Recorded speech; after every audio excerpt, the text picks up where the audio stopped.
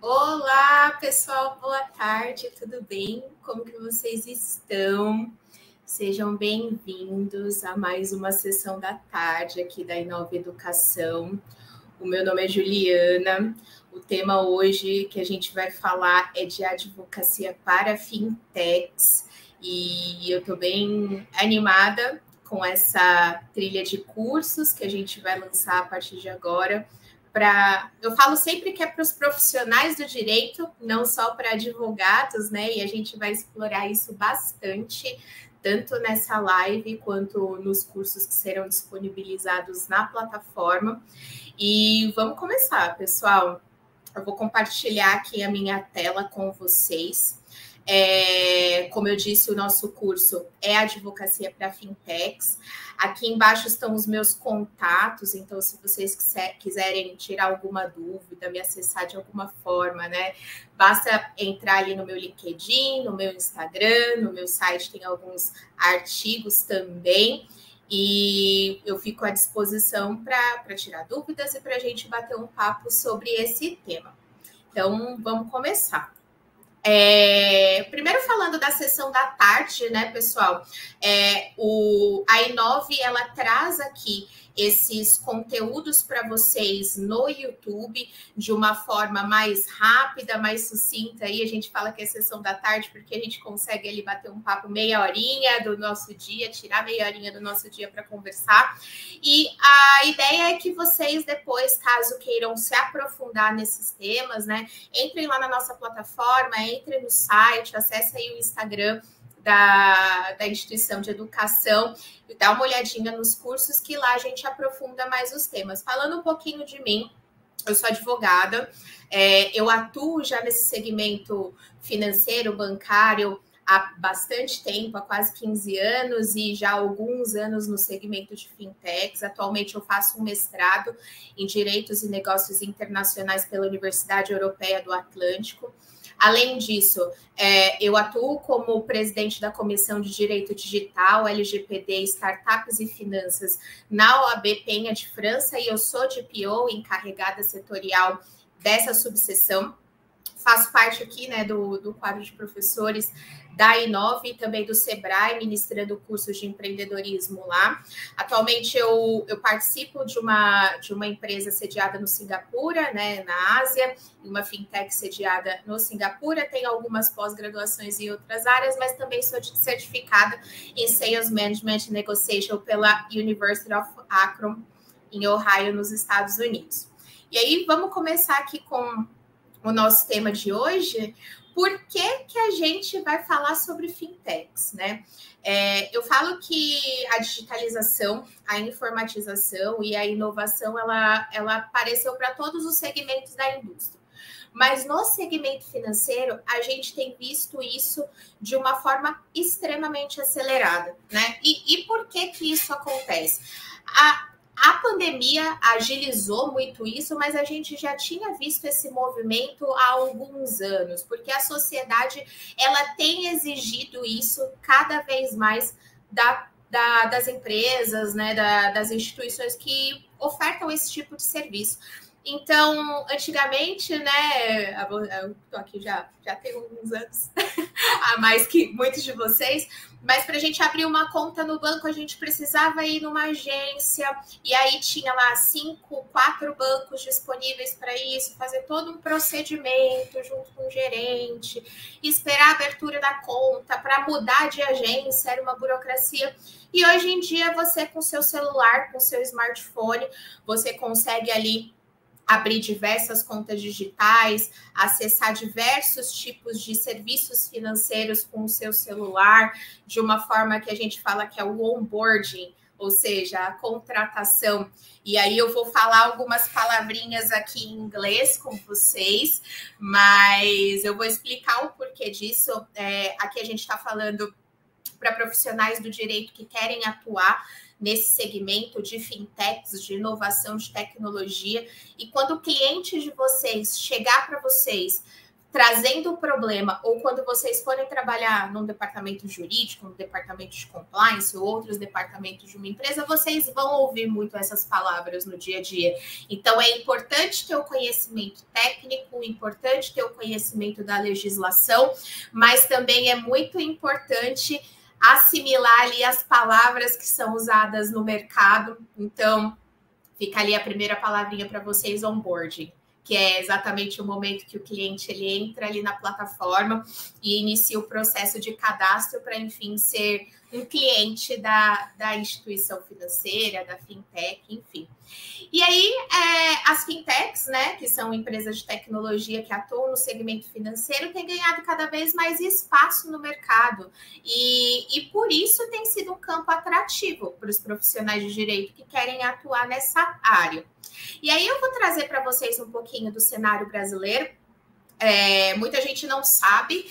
O Brasil ele é inovador e ele é extremamente atuante no mercado mundial quando se fala de inovação no sistema financeiro.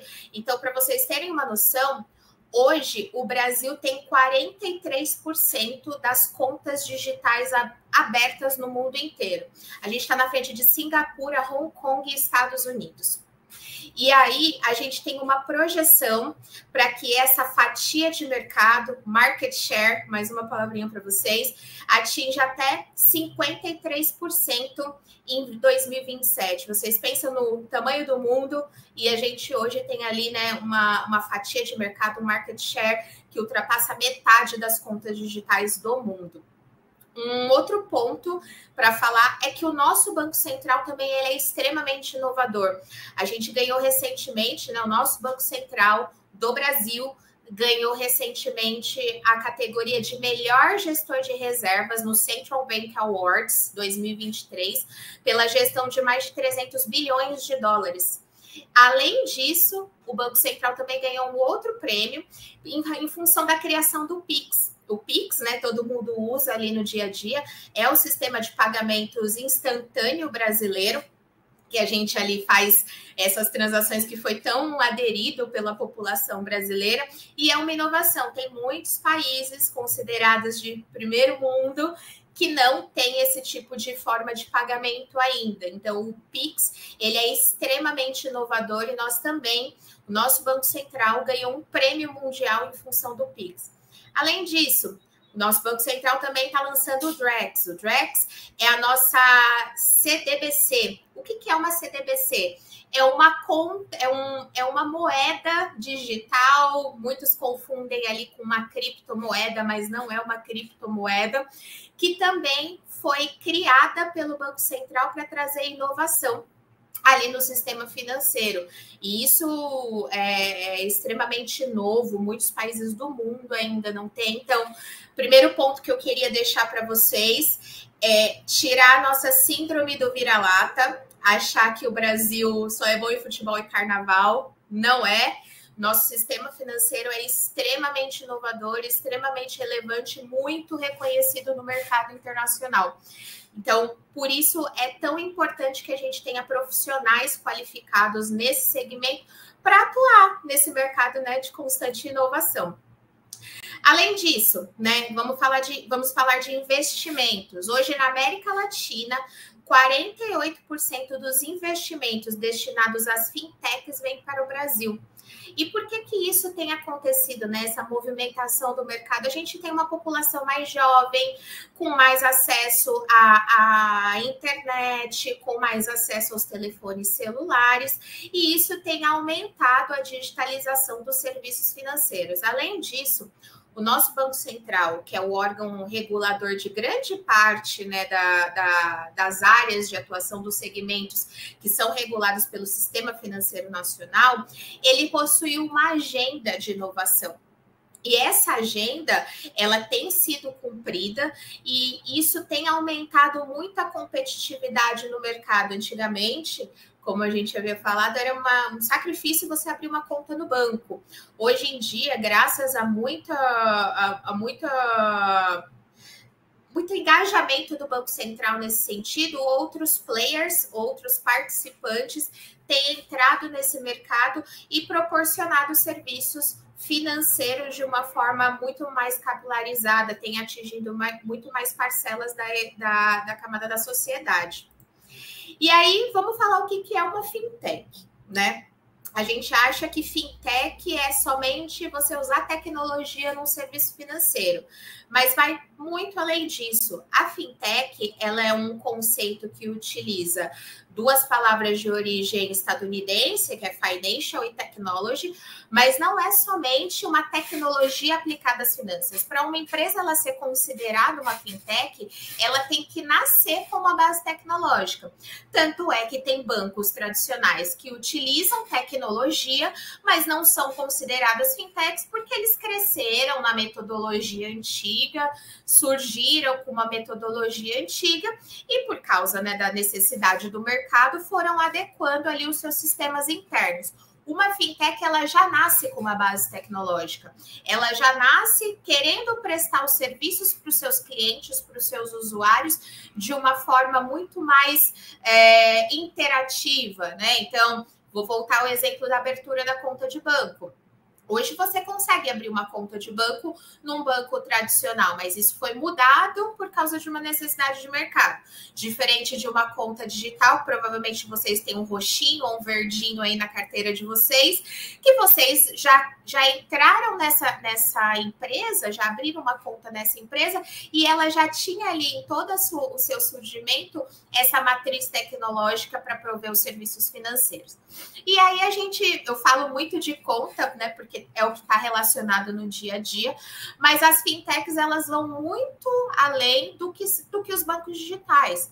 Hoje a gente tem ali uma gama infinita de áreas que podem ser cobertas pelas fintechs, então aqui eu trouxe alguns exemplos: criptomoedas, educação financeira, gestão pessoal, equity, e-wallets, e aí as pessoas elas confundem um pouco, o que é uma e-wallet, uma conta pagamento e uma conta bancária. Isso a gente vai aprofundar mais quando a gente for falar nas aulas sobre o Sistema Financeiro Nacional, mas basicamente, as fintechs elas podem atuar em qualquer segmento que o Sistema Financeiro Nacional opere.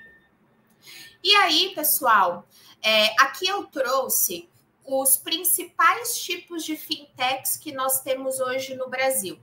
Vale lembrar que essa divisão aqui foi de uma forma mais didática. Porém, uma fintech ela pode prover um ou mais serviços do que os que estão aqui, ou ela pode não estar no Sistema Financeiro Nacional, mas ela pode fazer parte de um ecossistema de fintechs. É o exemplo do back-office. O back-office nada mais é do que um tipo de fintech, um tipo de serviço que vai auxiliar as instituições ali a gerenciar os processos internos dela. Então, vou dar um exemplo simples, uma emissão de nota fiscal.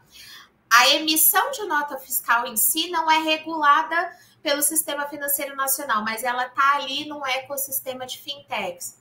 Câmbio, em contrapartida, é uma área que ela é regulada. Então, uma fintech que atua no segmento de câmbio, ela bem provavelmente vai ter que seguir diversas diretrizes dos órgãos reguladores, entre eles o Banco Central e o Conselho Monetário Nacional, para operar nesse segmento. Cartões, não é só ir lá, pegar uma impressora e imprimir um plástico e colocar em circulação. Não.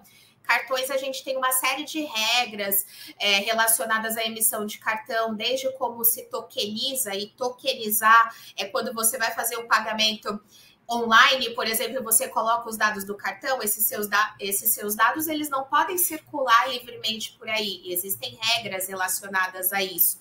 Então, como que você tokeniza um cartão, como que você emite um cartão, o que é uma bandeira, o que é uma adquirente, o que é um intermediador, o que é um emissor. Então, existe aqui uma regulação envolvida no segmento de cartões. Igualmente na área de crédito, existem hoje, né, antigamente, somente as instituições financeiras poderiam conceder crédito, né, os bancos, enfim, e hoje a gente já tem outras figuras que podem entrar no mercado de crédito, que são a Sociedade Simples de Crédito e tantas outras que têm surgido desde então. Criptomoeda.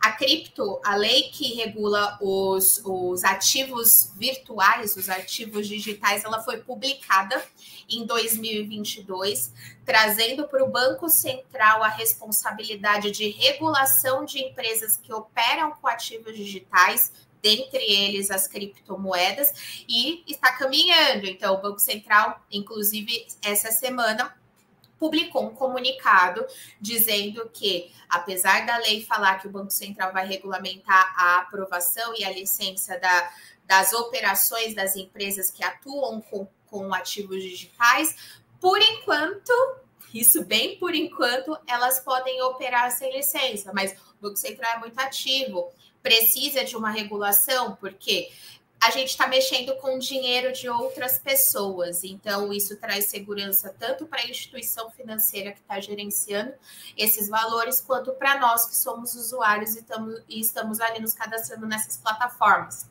Crowdfunding. Crowdfunding são aquelas plataformas que de vaquinha, né? Então você abre ali, vai fazer um intercâmbio, precisa fazer uma reforma na casa. E aí as pessoas elas entram nessas plataformas de vaquinha para obter o crowdfunding. É também regulado, existem normas emitidas pela CVM que regulam como que essas empresas que fornecem sistemas de crowdfunding vão operar perante o mercado e como isso é disponibilizado para o consumidor final. Temos plataformas de negociação de dívidas, plataformas de fidelização de clientes, diversos serviços digitais. A gente tem aqui um ponto extremamente importante, e não é porque é minha área de atuação e eu amo falar sobre isso, mas é a parte de risco e compliance. Absolutamente todas as instituições reguladas pelo Sistema Financeiro Nacional precisam ter normas muito claras e efetivas de risco e de compliance. E isso é muito óbvio, a gente está mexendo com dinheiro e recursos de terceiros. Então, existem plataformas que são especializadas nesse tipo de prestação de serviços. Temos plataformas de finanças pessoais para você monitorar quanto que você gasta de transporte, quanto que você gasta de mercado, quanto que você gasta de diversas coisas, tanto para pessoa física quanto para pessoa jurídica.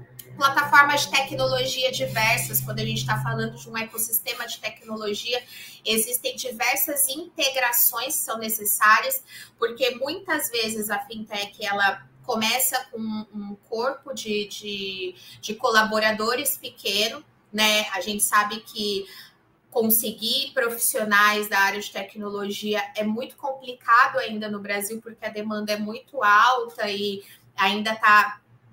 esses profissionais eles ainda estão se qualificando, e os que são qualificados, muitos deles vão trabalhar fora do país ou são extremamente concorridos. Então, as empresas de tecnologia geralmente trabalham por meio de integrações sistêmicas, e aí eu vou falar mais uma palavrinha para vocês aqui que se chama API, que é a forma mais usual ali de integrações dessas plataformas.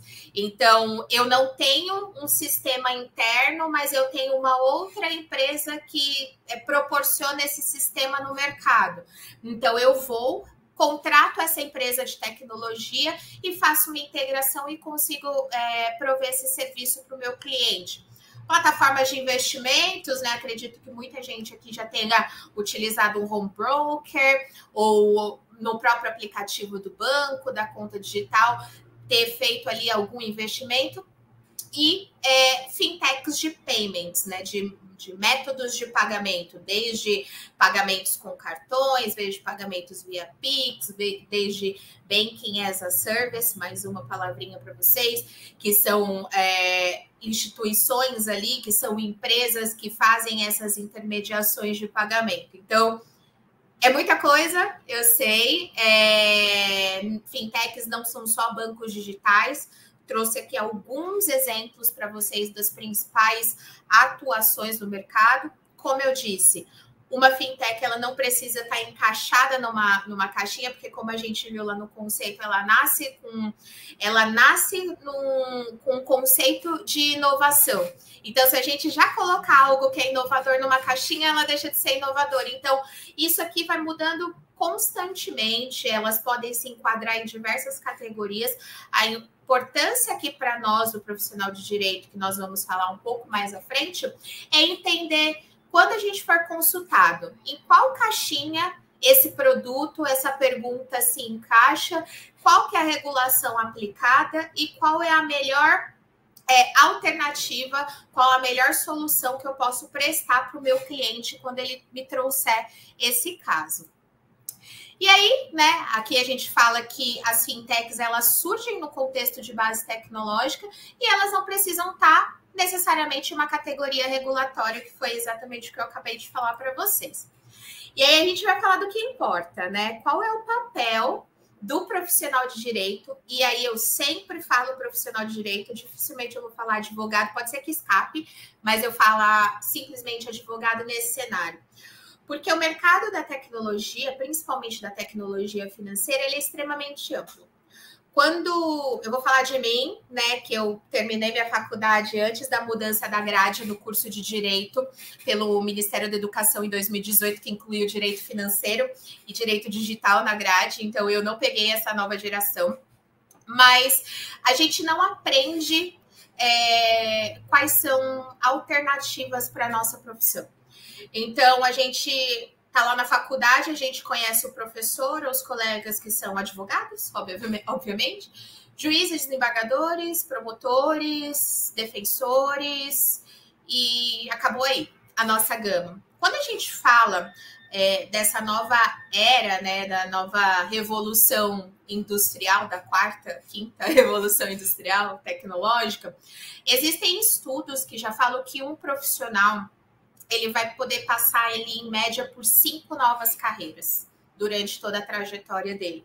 Isso não quer dizer que você jogou sua carreira no lixo. Isso quer dizer que todo o conhecimento que você adquiriu em toda a sua vida vão ser aplicados de uma forma multidisciplinar. Então, hoje a gente tem uma prova da OAB que elimina, em média, 70% a 80% dos candidatos. Nós temos muitos bacharéis que não acabam, né, se frustrando com a profissão.